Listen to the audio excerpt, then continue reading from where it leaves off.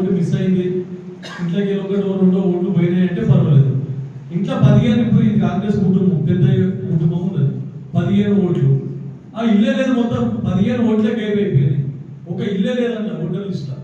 అటువంటి ఒక ఊర్లో ఒక 5-6 కుటుంబాలు మొత్తం డిలీట్ చేసి పడేసి, అంటే మొత్తం కనీసం అంటే 10 నుంచి 15 వేల ఓట్లు నియోజకవర్గ పరిధిలో మొత్తం కాంగ్రెస్ కు సంబంధించిన కుటుంబాన్ని 15 వేల ఓట్లు మైనస్ చేసి.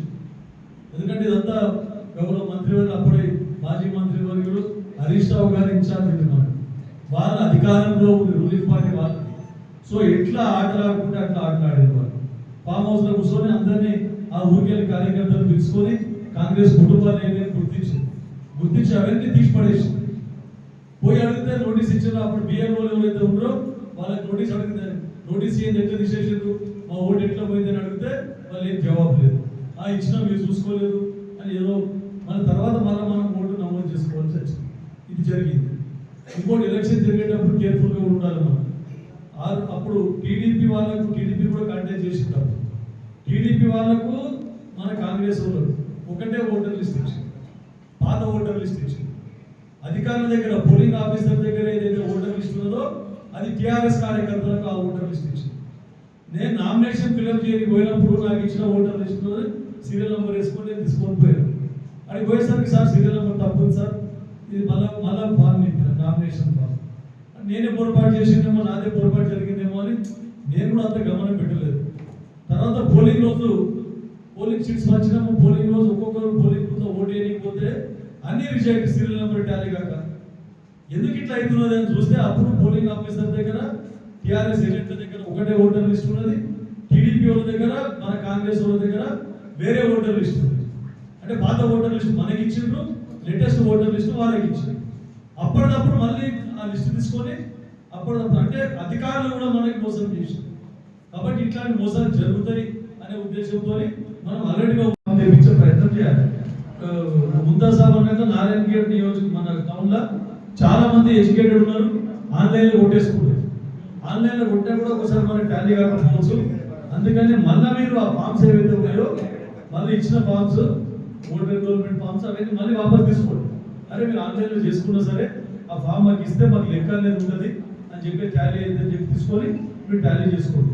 అదొకటి. తర్వాత అక్కడ మాకు ఫామ్ రాలేదంటున్నారు. ఇప్పుడే పిపి సర్పంచ్ చెప్పిన్నారు, అరే సార్ నాకు కొడుకుదే ఫామ్ వేయలేదని. సెక్రటరీ ఫోన్ చేస్తే అందరికి ఇచ్చినాం సార్ అంటారు. సర్పంచ్ కొడుకుకే ఇయ్యనప్పుడు కొన్ని పొరపాటున కొన్ని దొరకక వాళ్ళు వచ్చినప్పుడు మనం లేక అప్పుడు ఎట్లా అంటే కొన్ని మిస్ అయిన ఛాన్సెస్ కూడా ఉంటాయి. కాబట్టి అటువంటి సార్ మాకు ఫామే రాలేదంటే అప్పటిదప్పుడే ఫామ్ డిస్ట్రిబ్యూట్ చేసి మనం తీసుకోండి. మహేష్ కుమార్ గౌడ్ కానీ మీనాక్షి నటరాజన్ కానీ మనకు వాళ్ళు ఒక సిస్టమేటిక్గా మనకు సలహాలు ఇస్తూనే ఉంటారు. కానీ అరే మనకి ఇట్లా చెప్పారు కదా, ఇట్లా చెప్పారు, అది కాదు.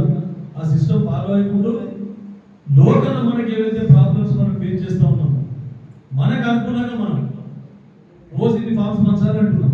ఒకరోజు ఎక్కువ పంచుతాం, ఒకరోజు తక్కువ పంచుతాం. లేదు కొన్ని ఆల్రెడీ మనం పంచినాయి, ఆల్రెడీ వాళ్ళే పంచినాయి వచ్చినాయో లేదో చూసుకోండి. మీరు బిఎల్ఓలు కలిసి పంచారు, మళ్ళీ కొత్తగా పంచితే ఏమవుతుందో ఒకసారి కన్ఫ్యూజ్ అవుతుంది. అంటే మొన్న ఇచ్చిన కదా సార్ మళ్ళీ ఇదేం తెచ్చిండ్రు అంటారు. అటువంటిది. కాబట్టి మీరు ఈ ఫామ్ మీ దగ్గర ఉంచుకోండి. పంపకుండా కూడా మనం ఎన్ని పంపినామో అని రికార్డ్ చేయండి. ఒక్కొక్క రోజు ఎన్ని ఇళ్ళకి పోయింది అంటే ఇది రీవెరిఫికేషన్. అదే మరి మనం ఆల్రెడీ మీరు పోయినరు, అన్ని ఇళ్ళు తిరిగిండ్రు. కానీ మనకి ఒకటి ఎక్స్ట్రా మనకి బాధ్యత తప్ప చెప్పి ఎక్స్ట్రా హోంవర్క్ ఇచ్చింది. ఇప్పుడు మనం తిరిగినా సరే మనం అన్ని ఇచ్చినా సరే మళ్ళీ వాళ్ళ ఇల్లు ఎన్ని ఇళ్ళు తిరిగినామని చెప్పి చూసుకొని మీ అన్ని ఫామ్స్ వాపస్ ఇచ్చిందా లేదా అని వాపస్ ఇస్తే దీన్ని ఎంటర్ చేసి కింద ఇచ్చినాం, ఇన్ని ఇళ్ళు తిరిగినామని కొట్టుకొని వాపస్ ఇచ్చినా లేదా 25 పెట్టుకోండి. ఇక అన్ని వచ్చినాయా తగ్గొద్దు, 25 ఎక్కువపోతే 30 పోండి. ఇప్పుడు మనం ఫామ్ ఇచ్చిన దానికంటే ఎక్కువ ఇచ్చిన ఫామ్ తిరిగి వచ్చినాయా లేదా అందుకే అటాక్ చేయాలి. కరెక్షన్స్ కానీ ఏమైనా ఉంటే ఆ ఫామ్ అటాక్ చేయండి. ఫస్ట్ యాజ్ ఇట్ ఈస్ నడుస్తుంది ప్రక్రియ. ఇప్పుడు ఏంటి అంటే ఫస్ట్ నమోదు చేసి ఇస్తే ముసాయిదా లిస్ట్ లో వస్తుంది. ముసాయిదా లిస్ట్ వచ్చిన తర్వాత నెక్స్ట్ ఎస్ఐఆర్ ప్రక్రియ స్టార్ట్ అవుతుంది. ఏది ఒక నిమిషం. నెక్స్ట్ ఎస్ఐఆర్ ప్రక్రియ ఏంటంటే ఫస్ట్ మీరు ఓటర్ లిస్ట్ లో ఎన్రోల్ కావాలి. ఓటర్ లిస్ట్ లో ఎన్రోల్ ఏంటంటే మీకు ఫామ్ 6, 7, 8 ఉన్నాయి. కరెక్షన్ ఫామ్స్ ఉన్నాయి. ఫస్ట్ మీరు ఏం చేయాలంటే 2002 ఓటర్ లిస్ట్ తీసుకున్న తర్వాత అక్కడ ఏముంది, ఇప్పుడు కొత్త ఓటర్ లిస్ట్ లో కూడా ఏముంది మీరు చూసుకొని ఫామ్ 6 లో కరెక్షన్స్ అనేది 7 ఫామ్ లో ఉంటుంది. మీకు కరెక్షన్ ఫామ్ ఎన్యుమరేషన్ ఫామ్ లో మీకు అక్కడ ఆప్షన్ గురించి కరెక్షన్ చేసుకోనికి, అది కరెక్షన్ చేసుకుంటే మీకు అయిపోతుంది. మినిమం 25 నుంచి 30 ఇండ్లకు వెళ్ళాలి. ఆల్రెడీ నా అనుమానం అయితే 100% ఎలిమినేషన్ ఫార్మ్స్ డిస్ట్రిబ్యూట్ అయిపోయినాయి అన్ని హౌసెస్ కి. సో మీరు ఇప్పుడు ఫార్మ్స్ డిస్ట్రిబ్యూట్ చేయ అవసరం పడదు అనుకుంటున్నాను. నేను ఆల్రెడీ ఫార్మ్స్ డిస్ట్రిబ్యూట్ చేశారు. మీరు ఒకటే చేయండి, రోజువారీగా మీరు బిఎల్ఏలో ఒక 25 ఇంట్లకి వెళ్ళండి. కమిషన్ ఆఫ్ ఇండియా కండిషన్స్ ఏమిస్తుందో, వాళ్ళు ఓపెన్ పెట్టదా స్లాట్ క్లోజ్ చేస్తా అనేది ఇన్ఫర్మేషన్ మన దగ్గర లేదు. వాళ్ళు గడుపు ఏమిచ్చారు, ముసాయిదా ఎస్ఐఆర్ ఓటర్ లిస్ట్ వచ్చే వరకు ఏదైతే 30 తారీఖు వరకు ఉందో దాన్ని పొడిగించి ఆగస్టు 3 వరకు పొడిగించడం జరిగింది. కావున ఇంకా సమయం ఉంది, ఇంకా 15-17 రోజుల సమయం ఉంది.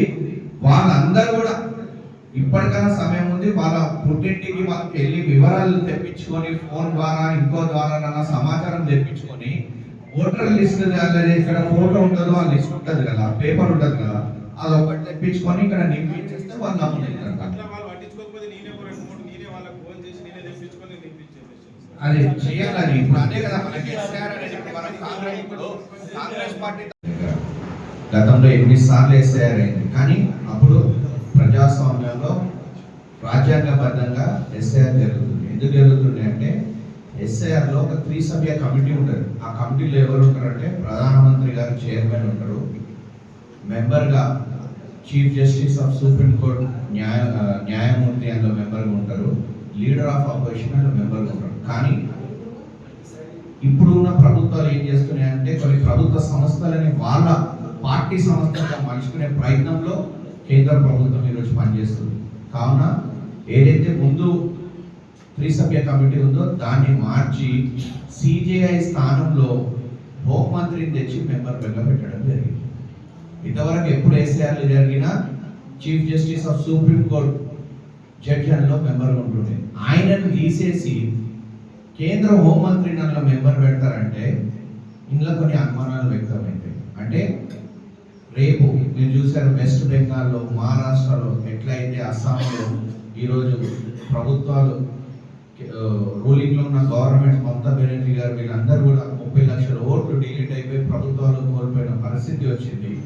కావున ముఖ్యమంత్రి గారు ఈరోజు అదే సీరియస్నెస్ తోటి ఏ ఒక్క పేదవాడు ఓటు కూడా కోల్పోకుండా ప్రతి ఒక్కరికి ఓటు కలగాలి, ప్రతి ఒక్కరు ఓట్లు వేసుకొని నమోదు చేసుకొని 2034 వరకు మన ప్రభుత్వం ఇంకా 10 ఏళ్ళు మనమే కొనసాగించే విధంగా మనం పనిచేయాలని దిశానిర్దేశనం ఇచ్చి ఈరోజు పార్టీ తరఫున పిసిసి ప్రెసిడెంట్ ముఖ్యమంత్రి గారి ఆదేశాలు ఇచ్చి మా అందరితో కూడా ఎంత సీరియస్ గా పనిచేస్తున్నామో, మేము ఇప్పుడు 150 కిలోమీటర్ల నుంచి వచ్చి 100 కిలోమీటర్లు వచ్చి మీ అందరితో టైం స్పెండ్ చేసి ఇంత సీరియస్ గా పనిచేస్తున్నామంటే ఏ ఒక్కటి మన గురించి కాదు, మనం అందరం కూడా పేద ప్రజల గురించి పనిచేస్తున్నామని కూడా గుర్తు చేసుకోవాలని కూడా మీ అందరికీ తెలియజేస్తూ, కావున మీరందరూ కూడా రేపు ఈ ఓటు కోల్పోకుండా అందరినీ నమోదు చేపిస్తే రేపు కాంగ్రెస్ పార్టీ రాష్ట్ర భవిష్యత్ బాగుంటుందని కూడా తెలియజేస్తూ రిటర్న్ అయిన డెత్స్ ఎన్ని ఉన్నాయి ఏంటనేది మీరు రాసి ఇమీడియట్ మళ్ళీ మీరు ఆ ఫార్మ్స్ మాకు వాట్సాప్ లో మీ సూపర్వైజర్స్ ఉన్నారు,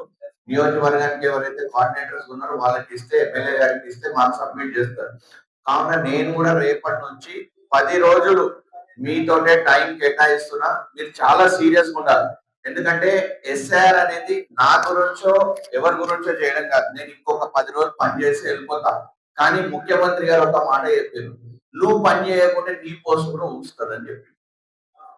కావున మీరు పని చేయకుంటే రేపు మీరు కూడా రాజకీయంగా కాంగ్రెస్ పార్టీ పరంగా కానివ్వండి, ప్రజాప్రతినిధులు ఏదైతే మీరు పదవులు ఆశిస్తున్నారో అక్కడ పార్టీ విధానం, పనిచేసే విధానం టోటల్లీ మారింది.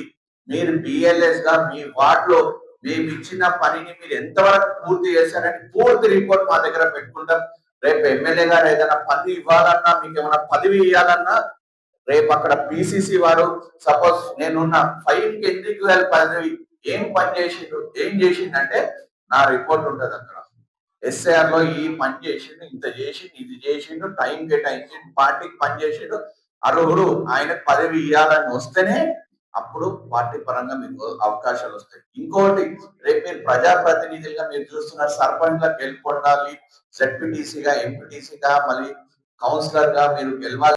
నేను చాలా చూస్తున్నాను, ఒక్క ఓటు 2 ఓటుతో ఓడిపోతున్నారు. కావున ఎస్ఐఆర్ లో ఏదైనా తప్పు జరిగితే తర్వాత మీరు దాన్ని సరిదిద్దుకోనికి కండిషన్స్ ఎట్లుంటాయో ఈసీఐవి మనం చెప్పలేదు. కావున మీరు అందరు అప్రమత్తమై సీరియస్ గా దీని మీద వర్కౌట్ చేసి ఒక్క ఓటర్ కూడా, ఏ పేదవాడు ఓటు కూడా మిస్ కావద్దని ముఖ్యమంత్రి గారు, పిసిసి ప్రెసిడెంట్ గారు, మీనాక్షి నటరాజన్ గారు స్పష్టంగా ఈరోజు జూమ్ మీటింగ్ లో చెప్పారు. ఏ ఒక్క పేదవాడు కూడా ఓటు కోల్పోవద్దు, వాళ్ళ హక్కు. వాళ్ళకి తెలియకుంటే మీరు ఇంటికి వెళ్ళండి, బిఎల్ఓస్ మీద డిపెండ్ ఉండొద్దని చెప్తున్నారు. వాళ్ళు ప్రభుత్వం పరంగా ప్రభుత్వం పని చేస్తున్నారు, వాళ్ళతో కలిసి మీరు వెళ్ళండి, తప్పు లేదు, చేయండి. కానీ కాంగ్రెస్ పార్టీగా మిమ్మల్ని ఏదైతే గుర్తించారో ఏజెంట్ గా, మీ పనితీరు, మీ రిపోర్ట్ ఏముందో మాకు అది కావాలి. ముఖ్యమంత్రి గారు ఒకటే చెప్తున్నారు, మీరు ఇచ్చిన రిపోర్ట్, బిఎల్ఏ ఇచ్చిన రిపోర్ట్ నేను లాస్ట్ లో చూస్తా, అది కానీ మ్యాచ్ కాలేదంటే మా మీద వెయిట్ ఉంటుందని చెప్తున్నారు. కావున మీరు సక్సెస్ అయితే మేము సక్సెస్ అవుతాం, మేము సక్సెస్ అయితే మీరు కూడా సక్సెస్ అవుతారు.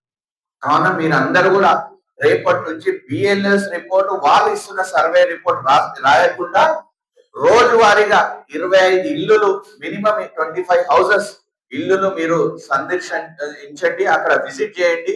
ఆ 25 ఇంట్లలో ఎంతమందికి ఫార్మ్స్ అందినాయని సంఖ్య రాసుకోండి, ఎంతమంది ఫార్మ్స్ రిటర్న్ చేశారు, చనిపోయిన వాళ్ళ సంఖ్య ఎంత, షిఫ్ట్.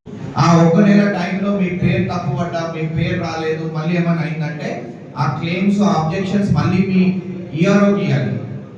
ఎలక్ట్రానిక్ రిజిస్ట్రేషన్ ఆఫీసర్ అని ఎవరైతే మీ నియోజకవర్గానికి ఉన్నారో ఏఈఆర్ఓ ద్వారా ఈఆర్ఓకి ఇస్తే ఆ క్లెయిమ్స్, ఆబ్జెక్షన్స్ తీసుకొని మళ్ళీ మీ పేరుని కరెక్ట్ గా నమోదు చేసి ఇస్తారు. దానికి ఒక నెల టైం ఇస్తుంది ఈసీఐ. మళ్ళీ ఫస్ట్ మీరు ఇందులో ఎన్రోల్ కావడం ముఖ్యం. ఈ ముసాయిదా లిస్ట్ లో వచ్చినాక, ముసాయిదా లిస్ట్ లో మీకు ఏమైనా తప్పు పడ్డా, ఏమైనా పడ్డా మీరు దాన్ని ప్రశ్నించవచ్చు. ఆ డేట్ ఇస్తున్నారు, ఒక నెల రోజులు గడిపిస్తున్నారు, సరే తెలుసుకొని 6 లోపల మాకు సబ్మిట్ చేయాలని మీ అందరికీ కోరుతున్నాం. కావున ఇప్పుడు ఈ రోజు నుంచి 20వ తారీఖుకి మేము ఇప్పుడు ఫామ్ ఇవ్వడం జరిగింది. కావున కొద్దిగా లేట్ అయిన వల్ల 7 గంటల వరకు మీరు ఈ ఫామ్ ఈరోజు సబ్మిట్ చేయాలని మీ అందరికి కోరుతూ, మళ్ళీ రేపటి నుంచి మాత్రం చాలా సీరియస్ గా ఈ ప్రక్రియ కొనసాగాలని ఎమ్మెల్యే గారిని కూడా నేను కోరుతూ, మీ అందరికీ ఈ అవకాశం ఇచ్చినందుకు పేరు పేరున నా ధన్యవాదాలు తెలియజేస్తాను. This is Kiriti Damaraju. Like, share and subscribe to Saira TV. Oh, Saira!